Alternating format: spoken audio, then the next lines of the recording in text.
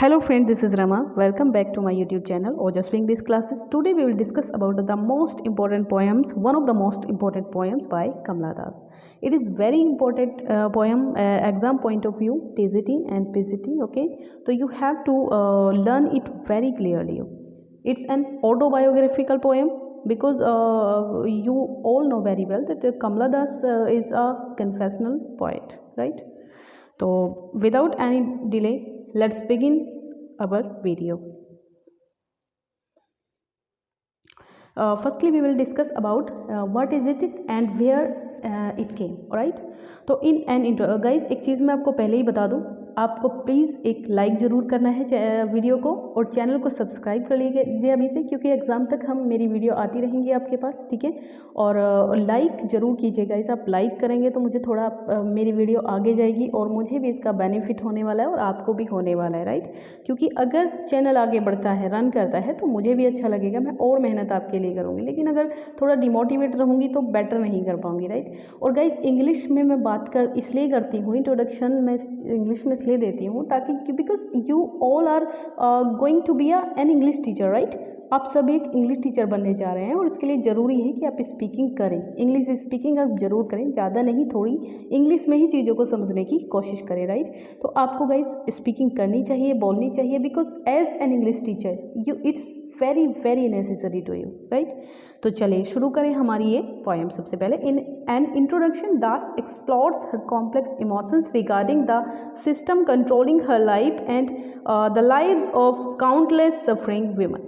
यहाँ पे गाइज बताया जा रहा है कि जो इंट्रोडक्शन पोएम है वो एक कॉम्प्लेक्स इमोशंस दिखाती है कमला दास के यहाँ पर, कि कैसे जो सोसाइटी है वो उसकी लाइफ को रन कर रही है। वो खुद कैसे जीना चाहती है वो उस टाइप से नहीं जी सकती है, बल्कि उसको सफ़र करना पड़ रहा है सोसाइटी की वजह से। सोसाइटी जो सिस्टम है वो उसको कंट्रोल कर रहा है उसकी लाइफ को। She also has the experience to back up her assertions about freedom and operation as she played a critical role in the establishment of the Indian feminist movement.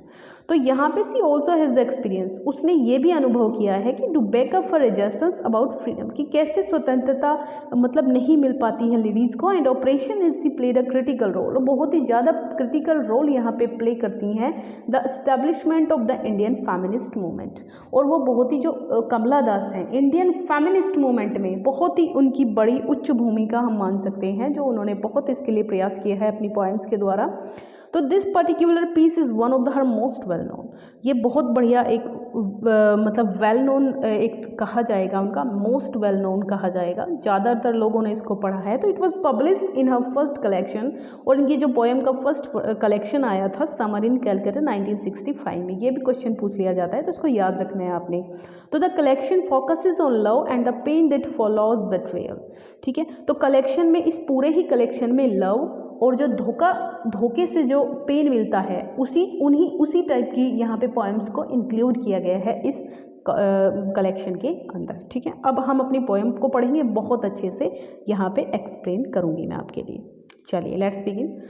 I don't know politics, मैं किसी भी politics को नहीं जानती हूँ, but I know the names, लेकिन मैं उनके नाम जानती हूँ, ऑफ दोज इन पावर, जो फिलहाल पावर में है, and can repeat them like days of week, और उनके नाम को मैं इस तरीके से रिपीट कर सकती हूँ जैसे कि आप डेज नेम रिपीट करते हो, जैसे कि Sunday, Monday, Tuesday, Wednesday, Thursday, इस टाइप से मैं उनके नेम रिपीट कर सकती हूँ। और नेम ऑफ मंथ्स, जैसे आप मंथ्स के नेम को रिपीट कर सकते हो, बिगिनिंग विद नेहरू, और ये रिपीटिशन जो है नेहरू जी के नाम से शुरू होता है। उसके बाद में और भी बहुत आते हैं, इंदिरा गांधी और हमारे संजीव गांधी है ना, बहुत सारे आते हैं। तो आई एम इंडियन, मैं एक इंडियन हूँ, वेरी ब्राउन, भूरा कलर है मेरा, ज़्यादा वाइट नहीं है और ब्लैक भी नहीं है, ब्राउन कलर है। तो बॉर्न इन मालाबार, और मालाबार में मैं 3 लैंग्वेज में बात कर सकती हूँ, राइट इन 2 लैंग्वेजेस में मैं लिखती हूँ, ड्रीम इन 1, और जो ड्रीम है वो मैं केवल एक ही लैंग्वेज में देखती हूँ। डोंट राइट इन इंग्लिश, तो उन लोगों ने मुझसे क्या कहा जो मुझे क्रिटिसाइज़ करते हैं, जो मेरा क्रिटिसिज्म करते हैं, उन लोगों ने मुझसे क्या कहा कि don't write in English, English में मत लिखो। They said English is not your mother tongue, English तुम्हारी मातृभाषा नहीं है।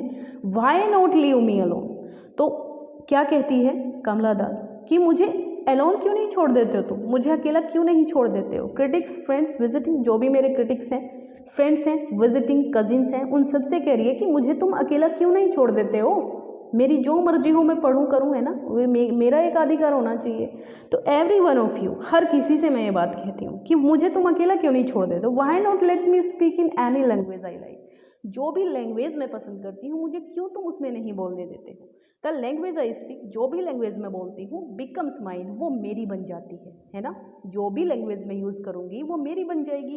It's distortions, its queerness all mine, इसमें जो कमियां हैं या इसमें जो अच्छाइयां हैं वो सब मेरी होंगी, माइन अलोन, सिर्फ मेरी। इट इज़ हाफ इंग्लिश, मैं आधी इंग्लिश यूज़ करती हूँ, हाफ इंडियन, क्योंकि मैं हाफ इंडियन यूज़ कर रही हूँ।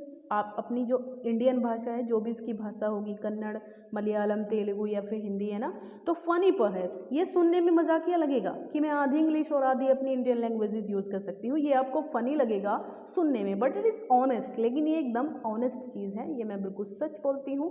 It is an human as I am human, मैं ये भी एक ह्यूमन की तरह है, मतलब इसमें भी इमोशंस होते हैं लैंग्वेज के अंदर, जैसे एक ह्यूमन के अंदर होते हैं, तो ये भी बिल्कुल उसी के जैसी है।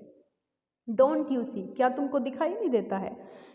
इट वॉइस माई जॉयस, है ना, इसमें जो जॉय है, अगर मैं आनंदित हूँ, मैं जॉयफुल हूँ, तो वो मैं लैंग्वेज के द्वारा झलकेगा। माई लॉन्गिंग्स, है ना, जो मेरी होप्स हैं, जो मेरी उम्मीदें हैं, माई होप्स, माई लॉन्गिंग्स, जो भी मेरी उपलब्धियाँ हैं, and it is useful to me as coving each, और मेरे लिए ये यूज़फुल है, जो भी मैं कहना चाहती हूँ उसमें ये मेरे लिए यूज़फुल है, मैं अपना दुख इससे प्रकट कर सकती हूँ, मैं अपनी खुशियाँ इसके साथ प्रकट कर सकती हूँ।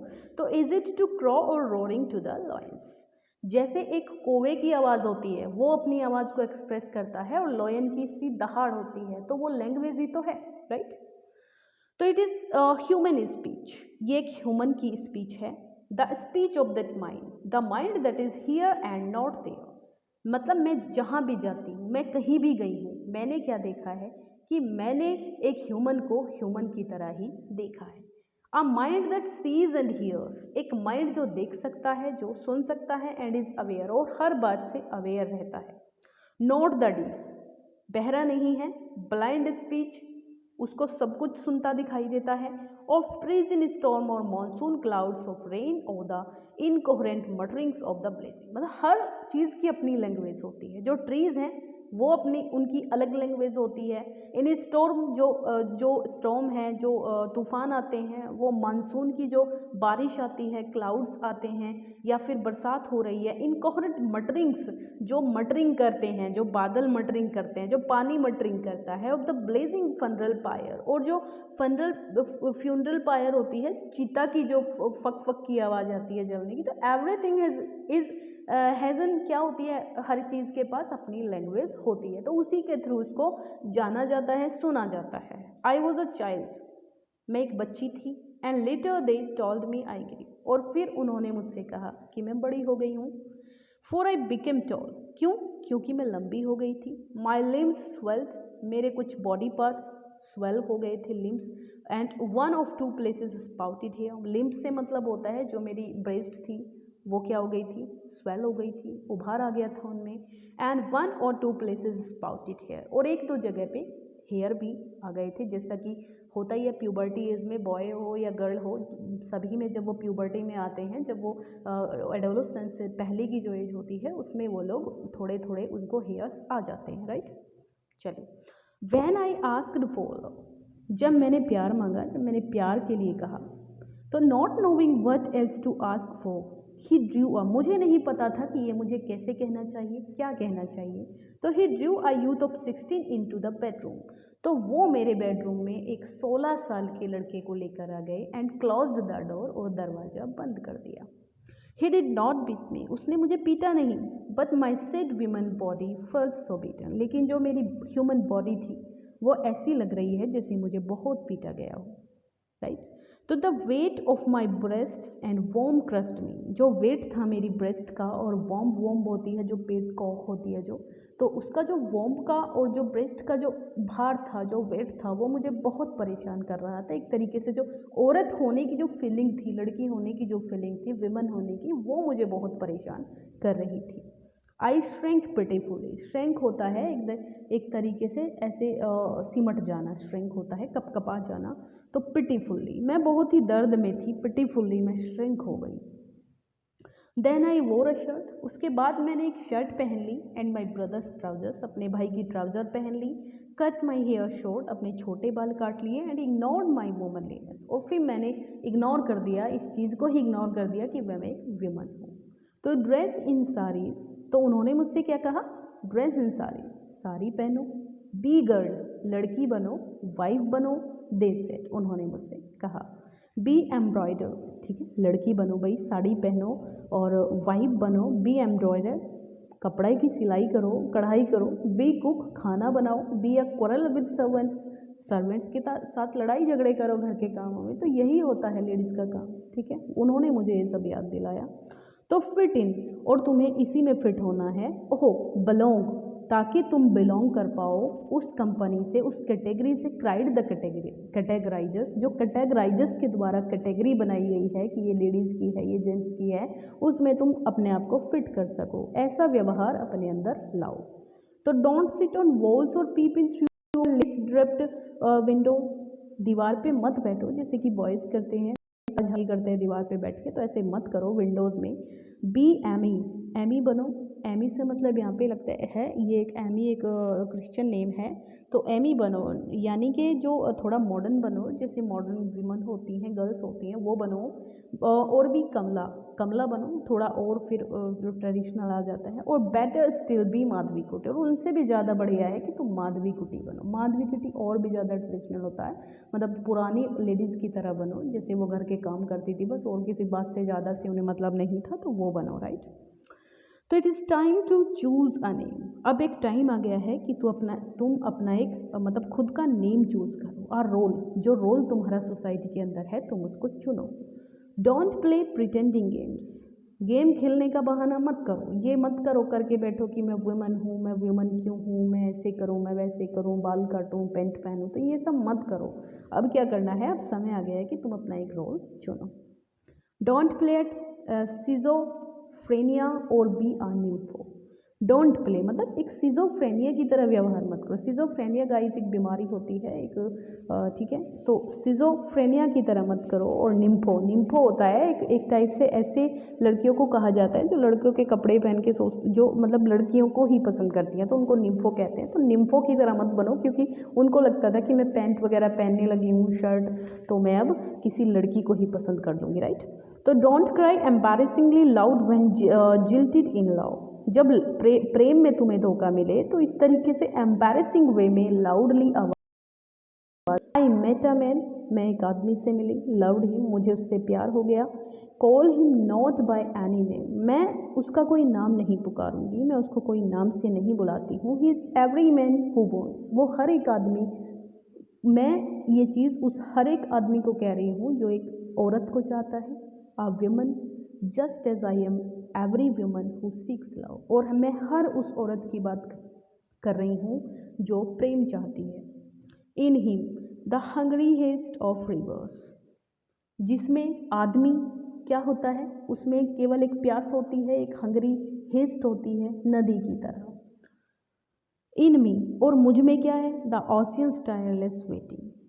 तो यहाँ पे एक नेचर दिखाया गया है कि आदमी का नेचर होता है कि उनको एक औरत चाहिए, ठीक है, राइट, हंगरी, अपनी जो हंगरी हेस्ट है उसको मिटाने के लिए। जबकि एक ओशियन को क्या चाहिए, वो वेट करता है कि कब नदी उसमें आकर मिले। तो वो मेरा नेचर है। हु आर यू, तुम कौन हो। I ask such and everyone, मैं हर किसी से ये बात पूछी। द आंसर इज, आंसर ये था कि इट इज़ आई, कि ये मैं हूँ।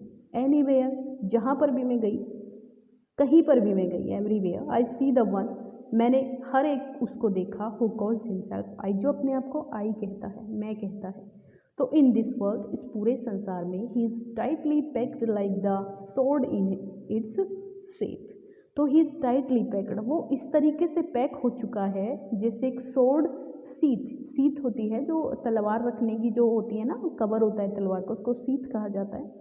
तो जिस तरीके से सीथ में फिट हो जाती है सॉर्ड, उसी तरीके से वो भी पैक हो गया है सोसाइटी के अंदर। तो इट इज़ आई, ये मैं हूँ, हु ड्रिंक लॉन्ड्री एट 12, जो 12 बजे तक ड्रिंक, और क्या कहता है वो कि ये मैं हूँ जो 12 बजे तक ड्रिंक करता हूँ आधी रात तक इन होटल्स ऑफ स्ट्रेंज टाउन्स, अजनबी शहरों की गलियों में, होटलों में। इट इज़ आई, ये मैं ही हूँ, हु लव, जो हंसता हूँ। इट इज़ आई, ये मैं ही हूँ, हु मेक लव, जो प्रेम करता हूँ, एंड फील सिम, और शर्मिंदगी महसूस करता हूँ। इट इज़ आई, ये मैं ही हूँ, हु लाई डाइंग, जो झूठ बोलता हूँ, with uh Ratle in my throat. ठीक है, और फिर उसका पछतावा भी मुझे मेरे गले होता है। तो आई एम सिनर, मैं सिनर भी हूँ, पापी भी हूँ, एंड आई एम सेंट, और मैं साधु भी हूँ। तो आई एम द बिलव्ड, और मुझे ही प्यार किया जाता है, एंड द बेट्रेड, और मुझे ही धोखा भी दिया जाता है। कहने का मतलब ये है कि दुनिया में सभी तरीके के लोग हैं, मतलब जो प्यार चाहते हैं वो भी हैं, और जिनको जो धोखा मिलता है वो भी है। आई हैव नो जॉयस, मेरे पास कभी कभार आनंद भी नहीं होता है, दैट आर नॉट योर्स, जैसे कि तुम्हारे पास नहीं है। No ages which are not yours, कुछ भी ऐसा नहीं जो तुम्हारे पास नहीं है वो मेरे पास भी नहीं हो सकता है, तो मैं भी ऐसा ही महसूस करता हूँ। I too call myself I, और मैं भी अपने आप को आई ही कहती हूँ। गाइस, ये थी हमारी an introduction poem. I hope आपको पसंद आई होगी। मैंने बीच में आपको नहीं कहा लाइक करने को या सब्सक्राइब करने को, बट प्लीज़ चैनल पे से लीव करने से पहले सब्सक्राइब जरूर कर लीजिएगा, बेल आइकन को प्रेस कर दीजिएगा ताकि इस नोटिफिकेशन टाइमली आप तक पहुंच पाए। और सबसे पहली बात, वीडियो को लाइक ज़रूर कर दीजिएगा। कैसी लगी है आपको वीडियो, कमेंट बॉक्स में ज़रूर बताइएगा। ठीक है, नेक्स्ट वीडियो के साथ जल्दी ही आपसे मिलती हूँ। Thank you, bye, take care guys.